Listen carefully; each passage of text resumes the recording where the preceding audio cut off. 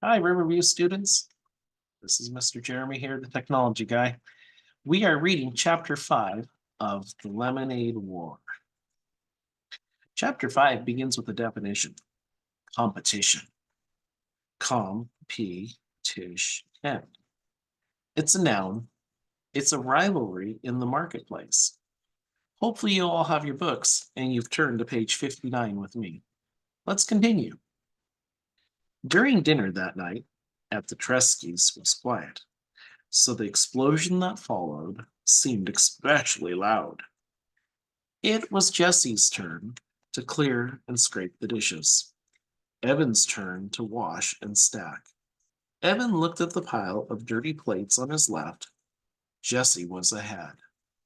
She was always ahead when it was her turn to clear, but tonight it felt like she was just taunting him.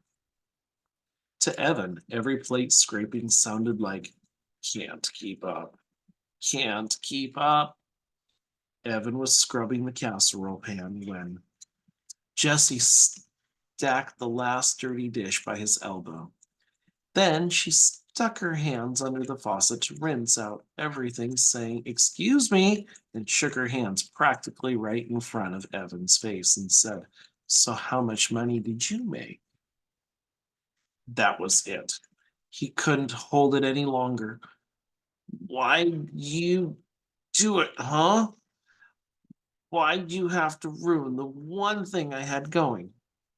For a second, Evan wasn't sure if he meant the lemonade stand or Megan Moriarty.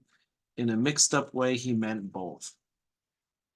And there was no way he was going to tell Jesse that after paying back his mother for the 4 cans of lemonade, the 1 can of grape juice, and 1 bottle of ginger ale, she'd been pretty irritated when she came down from the office and there wasn't a single cold drink in the house, that he had walked away with $2.11.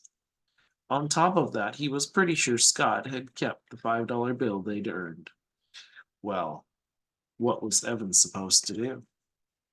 Ask Scott to turn his pockets inside out? Evan hadn't kept track of the sales, so he couldn't be sure. Why I do it? Why'd I do it? Why'd you invite that jerk over for a lemonade stand? Shouted Jesse.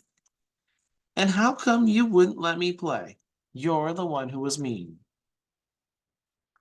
You're such a show off, said Evan. You'll always have to let everyone know that you're the smart one.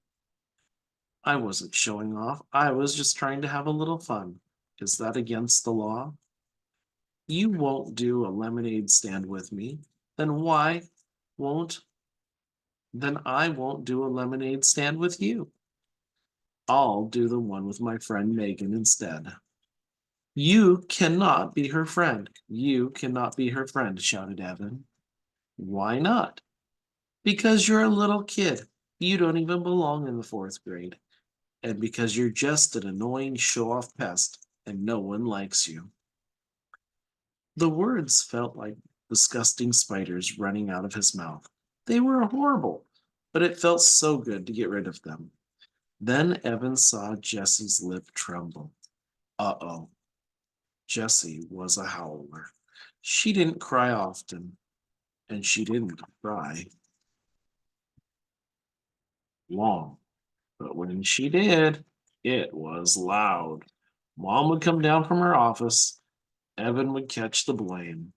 Unfair. But Jessie didn't let loose. Instead, she stood as tall as her runty height would allow and said, Megan likes me. She invited me over to her house tomorrow. We're going to make another lemonade stand and earn twice what we did today. Oh, that was it. She was going to ruin everything, show him up right in front of Megan, even before the school year started. Make Megan think he was just some stupid loser who couldn't even beat out his baby sister at a lemonade stand. Evan boiled over. I wouldn't count on it, Juicy, he said. Jesse hated that nickname, and Evan only used it when he had to. I'm going to have a lemonade stand every day until school starts, and I'm going to earn $100 by the end of summer. Enough for an iPad pod. Oh, please. Like you could if you even wanted to, said Josie. Megan and I already made $12 each today. We could have $100 like that. Jessie snapped her fingers. And then what? Said Evan. You'd lock it up in your lockbox and save it till you were 50 years old? You're the biggest miser on this planet. Jessie stiffened up. Her mouth made a funny but then she put her hand on her hip and smirked at Evan. For your information, I'm going to make $100 donation to a charity. Evan snorted. Yeah, right. What charity? There was a long pause. And then Jessie said, as smooth as whipped cream, the Animal Rescue League. Megan and I talked about it today. You don't even like animals, said Evan. Everybody likes animals, shouted Jessie, and I'm going to give them $100. So you can't ever call me a Meisner again. I hope I never have to talk to you again, shouted Evan. Hey, a sharp voice called from the stairs. Miss Tresky had a pencil stuck in her hair and a worried look on her face.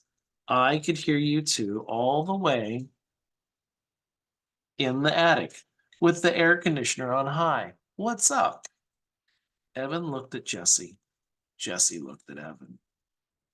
They had taken a vow, a spit vow. Ever since Dad had gone, they vowed not to fight in front of Mom. It made her sad, sadder even than when Dad left. Nothing, said Evan. Nothing, said Jessie. Miss Tresky looked at the two of them. Come on, out with it. What are you two yelling about?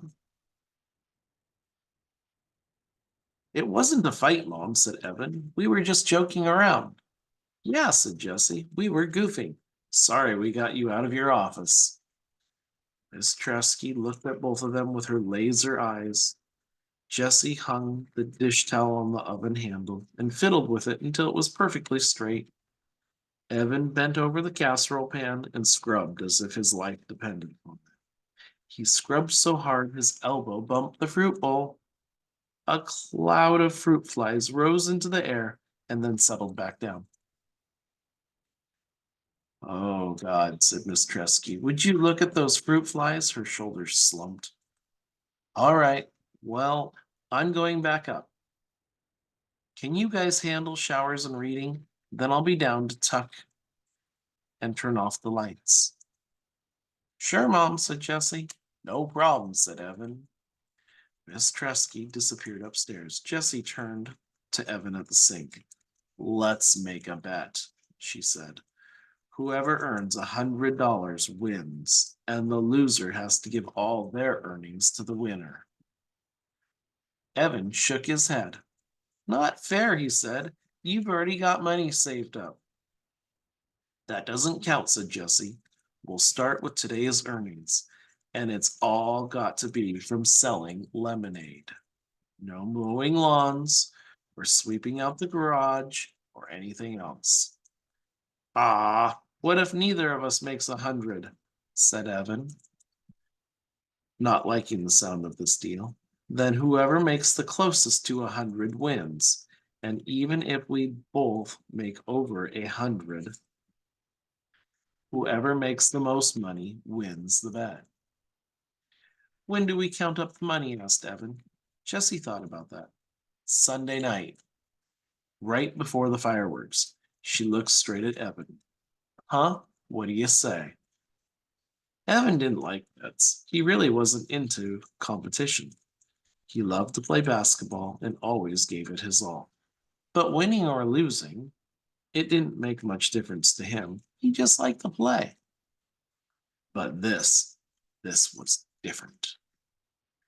This mattered.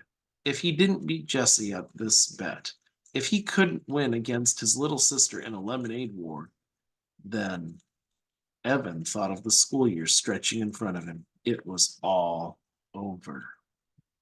He might as well just give up on everything right now. It's a bet. Winner takes all. $100 by Sunday night, winner takes all. He shook his wet hands over the sink, dried them on the dish towel, and gave Jessie his most menacing look. You'd better pray for mercy. And with that, kids, is the end of chapter 5. Hope you're enjoying the book so far.